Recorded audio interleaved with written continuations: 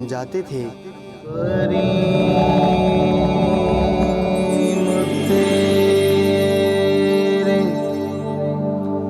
کرم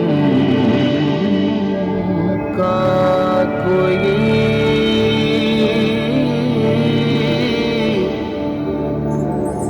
حساب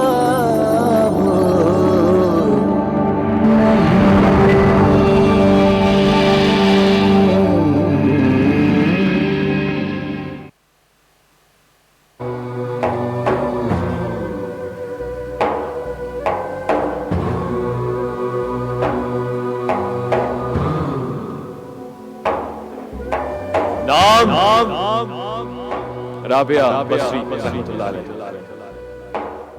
والد گرامی شیخ اسماعیل، تاریخ پیدائش 95 ہجری سے 99 ہجری، انداز خاصا شاعرہ، مصنفہ، تصوف خاص رشتہ میں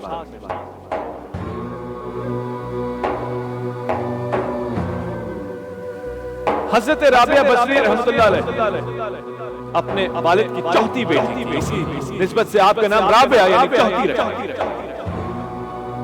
آپ کے والدین تنگ دست، غریب، ناتواں، مشکلات زندگی سے دوچار۔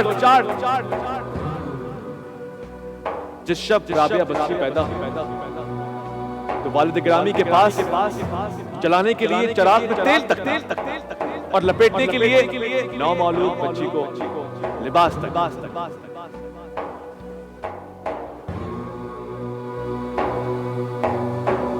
دنیاوی ضروریات پیش تھی، مگر والد محترم کے پاس غیرت کا تقاضا اس قدر بلند تھا کہ کسی غیر کے سامنے ہاتھ نہیں پھیلاتے تھے۔ کئی بار تو آپ نے چاہا کہ پڑوسیوں سے جا کے مدد لے لی جائے، مگر ہر مرتبہ شرم اور عار سامنے آ گئی۔ کئی بار جسارت ہوئی کہ پڑوس کا دروازہ کھٹکھٹائیں، مگر ہمیشہ یہ سوچ کے واپس آ گئے کہ اس سے مانگوں تو مل جائے، کسی اور کے سامنے مانگوں گا تو تذلیل ہوگی، شرمندگی، لہذا واپس۔ رات کو جب سوئے تو جناب رابعہ بصری کے والد محترم کو خواب میں رسول اکرم صلی اللہ علیہ وآلہ وسلم کی زیارت، حضرت صلی اللہ علیہ وآلہ وسلم نے فرمایا کہ ہم نے جو بیٹی تمہاری طرف بھیجی ہے وہ انتہائی برگزیدہ ہے، متبرک ہے، پاک ہے اور مسلمانوں کو صحیح راستے میں لے کر آئے گی۔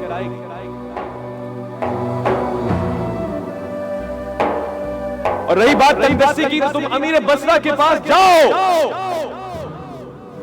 ہر رات مجھ پہ 100 مرتبہ درود بھیجتا، جمعرات وہ 400 مرتبہ درود بھیجتا،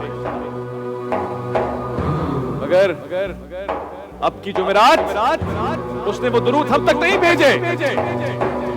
جاؤ اور اس سے کہو کہ مجھے 400 درہم کفارے میں دے۔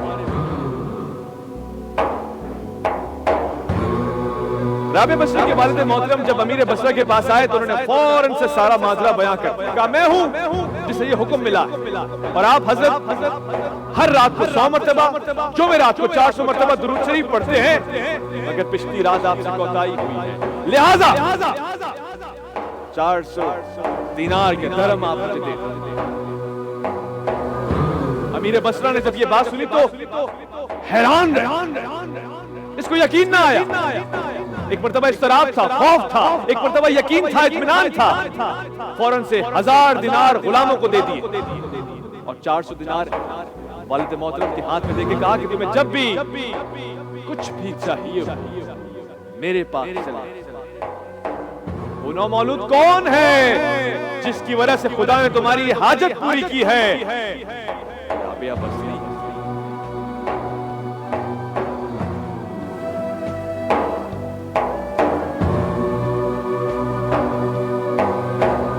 مرتبہ جناب رابعہ بصری اپنے قافلے سے بچھڑ گئے. راستے میں ڈاکوؤں نے حملہ کیا اور اس سلسلے میں نوعیت کچھ اس طرح طے پائی کہ آپ کو کنیز بنا لیا. جس آقا کے سامنے آپ کو لایا گیا ظاہری طور سے وہ بڑا ظالم، بہت مشقت کراتا تھا، رات میں دن میں ہر وقت کام ہی کام دیتا تھا. آپ دن میں روزے رکھتی، رات میں تہجد کا اہتمام کرتی، مگر بعض اوقات اس کے دوران بھی اپنی ذمہ داریاں نبھا رہی تھی. اللہ سے آپ کا عشق مثالی تھا. ایک مرتبہ کام کی مشقت کو دیکھ کر، انتہائی ذمہ داریوں کو دیکھ کر آپ نے پروردگار کی بارگاہ میں التماس کی، اے حاکم الحاکمین، میں یتیم اور مبتلا مصیبت، غلامی کی زنجیروں نے مجھے جکڑ رکھا، دکھ اور درد، ستم میں برداشت کر رہی ہوں، مگر مجھے تیری طلب ہے، اور میں جب تیرے آگے سر پر سجدہ ہوتی ہوں تو مجھے میرا آقا کام دے دیتا ہے. میں چاہتی ہوں کہ دن میں کام نپٹا کر رات عبادت میں گزاروں، مگر رات بھی مجھ پہ ذمہ داریاں نافذ کر دی جاتی ہیں. اے مجھے پالنے والے، تو نے مجھے کس ظالم کے ہاتھ میں سونپ دیا؟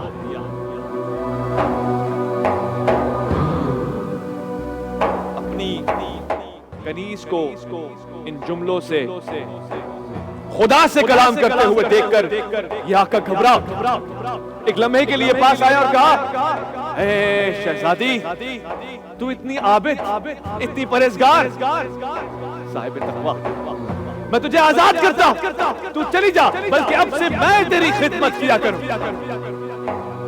جناب رابعہ بصری نے آزادی کے بعد بھی خدا کی یاد سے غافل ہونا بہتر نہ سمجھا. صبح و شام، دن و رات عشق الہی میں ڈوبی ہوئی یہ شخصیت مراحل زندگی طے کرتی ہوئی علم کی تلاش میں کبھی عراق، کبھی بصرہ، کبھی بخارا اور کبھی کوچا سفر کرتی رہی.